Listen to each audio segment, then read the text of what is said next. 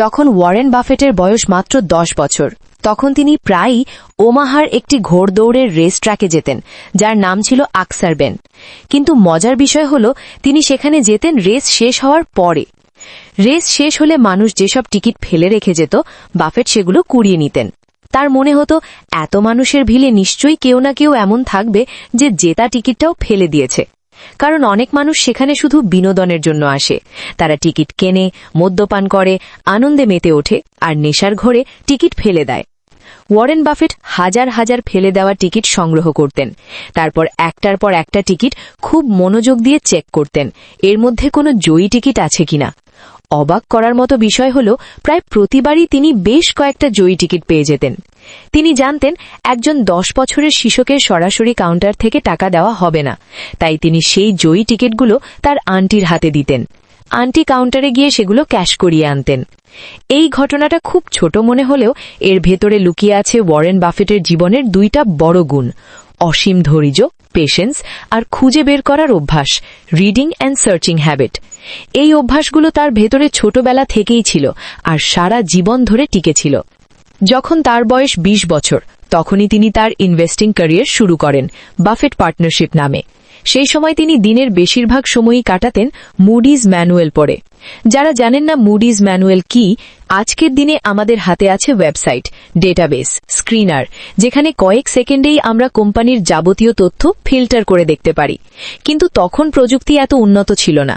সেই সময় একটি বিশাল বই প্রকাশিত হতো যার নাম ছিল মুডিজ ম্যানুয়াল। এই বইয়ের পাতাগুলোতে খুব ছোট ছোট অক্ষরে লেখা থাকত কোম্পানিগুলোর বেসিক ফাইন্যান্সিয়াল তথ্য। একটা পেজেই থাকত 5-6টা কোম্পানির আর্থিক হিসাব। আর ওয়ারেন বাফেট ঘন্টার পর ঘন্টা, কখনো কখনো পুরো দিন এই বই পড়ে কাটিয়ে দিতেন। আজও ওয়ারেন বাফেট একই কাজ করেন। বই হোক বা কোম্পানির বার্ষিক রিপোর্ট, তিনি পড়তেই থাকেন, কারণ তার বিশ্বাস সবচেয়ে বড় কম্পাউন্ডিং হয় নলেজের। এই কথাটা অনেক মানুষই ঠিকভাবে বুঝতে পারে না। এই কারণেই ইনভেস্টিংয়ের তার প্রথম এবং সবচেয়ে গুরুত্বপূর্ণ নিয়ম ছিল অঢেল শেখো, অঢেল পড়ো। এই দুইটা অভ্যাসই ছিল তার আসল শক্তি, যেটা তাকে বাকিদের থেকে আলাদা করে দিয়েছে।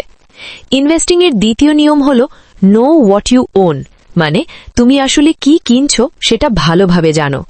পিটার লিঞ্চ তার বই বিটিং দ্য স্ট্রিটে একটি দারুণ ঘটনা শেয়ার করেছেন। আমেরিকার সেন্ট অ্যাগনেস নামের একটি স্কুলের 7th ক্লাসের কিছু শিক্ষার্থী মিলে 14টা কোম্পানি নিয়ে একটি পোর্টফোলিও বানিয়েছিল। মাত্র 2 বছরে সেই পোর্টফোলিওর রিটার্ন ছিল প্রায় 70%, যেখানে একই সময় আমেরিকার S&P 500 ইন্ডেক্স ফান্ডের রিটার্ন ছিল মাত্র 26%। অর্থাৎ ওই বাচ্চারাই ইন্ডেক্স ফান্ডকে হারিয়ে দিয়েছিল। এই পুরো ব্যাপারটা শুরু হয়েছিল একটি ক্লাস টিচার আর সিইও জন মেরেসির একটি আলোচনা থেকে। তারা প্রমাণ করতে চেয়েছিলেন যে ভালো ইনভেস্টমেন্ট করার জন্য MBA ডিগ্রি, ড্রাইভিং লাইসেন্স কিংবা এক্সেল শেখা জরুরি নয়। আর শেষ পর্যন্ত সেই থিওরি সত্যিই প্রমাণিত হয়েছিল। এখন প্রশ্ন হল, বাচ্চারা স্টকগুলো বাছাই করল কিভাবে? তাদের শিক্ষকেরা আসলে কি শিখিয়েছিলেন? প্রথম এবং সবচেয়ে গুরুত্বপূর্ণ শিক্ষা ছিল, যে কোম্পানিটা তুমি এক লাইনে বুঝিয়ে বলতে পারো না, সেই কোম্পানিতে কখনো ইনভেস্ট করবে না। যখনই কোনো শিক্ষার্থী কোনো কোম্পানি বেছে নিত, প্রথমেই তাকে জিজ্ঞেস করা হতো এই কোম্পানি কি বানায়, কি প্রোডাক্ট বা সার্ভিস দেয়। যদি সে পরিষ্কারভাবে উত্তর দিতে না পারত, তাহলে সেই কোম্পানিতে ইনভেস্ট করার অনুমতি দেওয়া হতো না। এরপর তাদের আরেকটি বিষয় শেখানো হয়েছিল, যদি লং টার্মের জন্য ইনভেস্ট করা হয় তাহলে ছোট কোম্পানিতে গ্রোথের সুযোগ বেশি থাকে। ধরুন আজকের দিনে রিলায়েন্সের মার্কেট ক্যাপ প্রায় 16.6 লাখ কোটি টাকা। আপনি যদি রিলায়েন্সের শেয়ার কেনেন তাহলে আপনার টাকা 10 গুণ হবে তখনই যখন রিলায়েন্সের মার্কেট ক্যাপও 10 গুণ হবে, মানে 16.6 লাখ কোটি থেকে প্রায় 166 লাখ কোটিতে যেতে হবে। এটা করতে হলে রিলায়েন্সকে হয় নতুন বড় প্রোডাক্ট আনতে হবে, না হয় বিশাল কোনো পরিবর্তন আনতে হবে। কারণ যেসব মার্কেটে তারা ইতিমধ্যে আছে সেখানে তারা এমনিতেই বড় প্লেয়ার। তাই এখান থেকে দ্রুত গ্রোথ হওয়া তুলনামূলকভাবে কঠিন। এই কারণেই অনেক ইনভেস্টর বিশ্বাস করেন ছোট কোম্পানি তুলনামূলক দ্রুত গ্রো করে।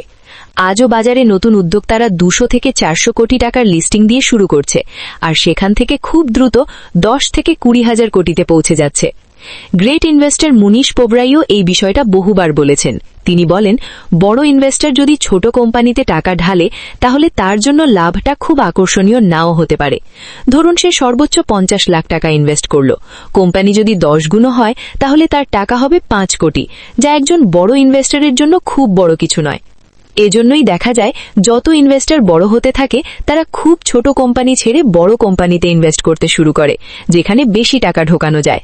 আর এর ফলে আমাদের মতো ছোট ইনভেস্টরদের জন্য ছোট কোম্পানিতে সুযোগ তৈরি হয়, বাজারের নিচের দিকটা ধীরে ধীরে খালি হতে থাকে। এই কারণেই অনেক অভিজ্ঞ ইনভেস্টর বলেন, একজন ইনভেস্টরের পক্ষে 8 থেকে 15টির বেশি কোম্পানি ভালোভাবে ফলো করা সম্ভব নয়। বরং জীবনে যদি 10টির বেশি স্টক না কেনা হয় সেটাই ভালো, কিন্তু সেই 10টি স্টক এমন হওয়া উচিত যেন মনে হয় আমরা সত্যিই সেই কোম্পানির মালিকদের সাথে 100 পাতার চুক্তি স্বাক্ষর করেছি, টাকা দিয়ে তাদের ব্যবসার অংশ কিনেছি। সংক্ষেপে বললে, ওয়ারেন বাফেটও মনে করেন, যদি জীবনে মাত্র 3টে সুপার বিজনেস পাওয়া যায় যেগুলো সত্যিই ভালো করছে, তাহলে একজন সাধারণ মানুষের জন্য সেটাই যথেষ্ট। জীবনে ভালো করার জন্য অসংখ্য স্টকের দরকার নেই, 3টে ভালো ব্যবসায়ী অনেক। ইনভেস্টিংয়ের পরের নিয়মটা বলে, if you like the product, chances are you will love the stock. মানে কোনো প্রোডাক্ট যদি আপনি নিজেই পছন্দ করেন তাহলে সেই কোম্পানির স্টকও আপনার ভালো লাগার সম্ভাবনা অনেক বেশি। পিটার লিঞ্চ বলেন, তার পরিবারে 3 জন মেয়ে ছিল এবং তারা সবাই নিয়মিত গ্যাপের পোশাক পরত। কিন্তু ইনভেস্টর হওয়া সত্ত্বেও তিনি কখনো ভাবেননি যে এই কোম্পানিতে ইনভেস্ট করা যায়। পরে দেখা গেল মাত্র 1 বছরের মধ্যেই গ্যাপের শেয়ার প্রাইস প্রায় 13 গুণ বেড়ে গেছে। এই ভুল থেকে তিনি শিক্ষা নেন। পরের বার তিনি অনেক বেশি সতর্ক ছিলেন। তিনি তার 3 মেয়েকে নিয়ে শপিং মলে গেলেন এবং লক্ষ্য করলেন তারা আসলে কোন প্রোডাক্ট কিনতে আগ্রহী। এবার তারা গ্যাপের শোরুমে গেল না, বরং গেল দ্য বডি শপ নামের একটি দোকানে।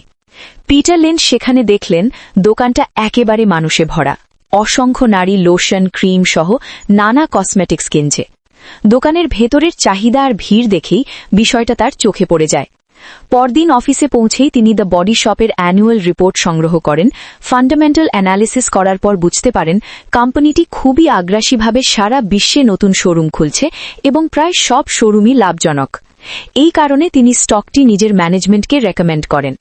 পরে দেখা যায় এই স্টকের দাম সত্যিই বহুগুণ বেড়ে যায়। ভারতেও এমন উদাহরণ রয়েছে। ধরুন রয়্যাল এনফিল্ড, যাদের বাইক বুলেট নামে খুবই জনপ্রিয়।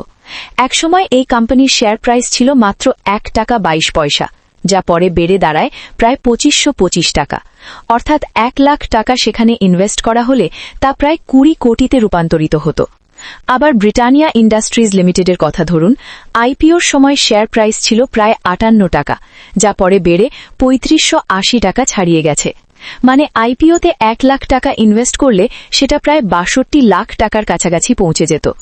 সংক্ষেপে কথা হলো, যে প্রোডাক্টগুলো আমাদের নিজের কাছে ভালো লাগে, যদি সেই কোম্পানিগুলো পাবলিকলি ট্রেডেড হয় এবং ফিন্যান্সিয়ালি স্টেবল হয়, তাহলে এই পদ্ধতিটা স্টক স্ক্রিনিংয়ের জন্য ব্যবহার করা যেতে পারে।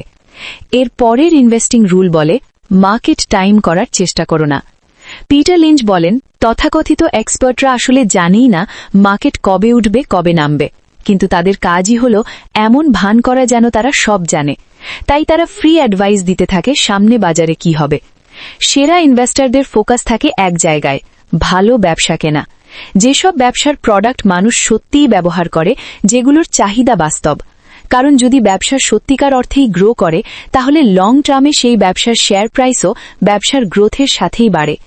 এই জন্য সবচেয়ে ভালো কৌশল হল মার্কেট টাইম করার চিন্তা না করে ব্যবসার ওপর ফোকাস করা। ইনভেস্টিংয়ের ক্ষেত্রে আজকের সবচেয়ে বড় ঋণ, সবচেয়ে বড় অভিশাপ আর সবচেয়ে বড় চ্যালেঞ্জ একটাই, টাইমিং। মানে বাজারে কি হতে যাচ্ছে, কখন ঢুকবো, কখন কিনবো, এই চিন্তাতেই ইনভেস্টরদের প্রায় সব এনার্জি শেষ হয়ে যায়। সত্যি কথা বলতে কি, বাজারের 99% মানুষ সফল হতে পারে না শুধু একটা কারণে, তারা ঠিকভাবে মার্কেট টাইম করতে পারে না। এর পরের ইনভেস্টিং রুলটা বলে, free cash flow is the king. এই পয়েন্টটা বোঝায় কোনো কোম্পানির শুধু প্রফিট বাড়ছে দেখলেই সব ঠিক আছে, এমনটা ভাবা ভুল। যদি প্রফিট বাড়ে কিন্তু ক্যাশ ফ্লো না বাড়ে, তাহলে সেখানে ভেতরে ভেতরে কোনো সমস্যা থাকার সম্ভাবনা থাকে। যারা এই টার্মসগুলোতে খুব পরিচিত নন, তাদের জন্য বিষয়টা সহজ ভাষায় বুঝি। আর্নিংস মানে হলো প্রফিট, কিন্তু এই প্রফিটের টাকা বাস্তবে কোম্পানির হাতে এসেছে কিনা সেটাও খুব গুরুত্বপূর্ণ। আসলে যখন কোম্পানিগুলো তাদের ফিনান্সিয়াল রিপোর্ট প্রকাশ করে তখন সেখানে এমন অনেক টাকা প্রফিট হিসেবে দেখানো হয় যেগুলো এখনো কোম্পানির হাতে আসেনি। ধরুন কোম্পানি কারো কাছে পণ্য বাকিতে বিক্রি করেছে কিন্তু টাকা এখনো পাওয়া বাকি, সেই টাকাও তারা প্রফিটের মধ্যে যোগ করে দেয়। এতে করে আমাদের কোম্পানি অ্যানালিসিস করতে গিয়ে বিভ্রান্তি তৈরি হতে পারে। এই কারণেই ওয়ারেন বাফেটের সবচেয়ে পছন্দের ইন্ডিকেটর হল free cash flow. Free cash flow বোঝার আগে আমাদের বুঝতে হবে ক্যাশ ফ্লো কি। ক্যাশ ফ্লো মানে হল কোম্পানির হাতে বাস্তবে যে টাকা আছে। এবার ধরুন আমরা রিলায়েন্স কোম্পানির ক্যাশ ফ্লো স্টেটমেন্ট দেখি। মার্চ 2018-তে রিলায়েন্সের কাছে ছিল প্রায় 1266 কোটি টাকা ক্যাশ। 2019-এ সেটা বেড়ে হয় 3745 কোটি টাকা, কিন্তু 2021-এ গিয়ে দেখা যায় ক্যাশ ফ্লো -13,523 কোটি টাকা।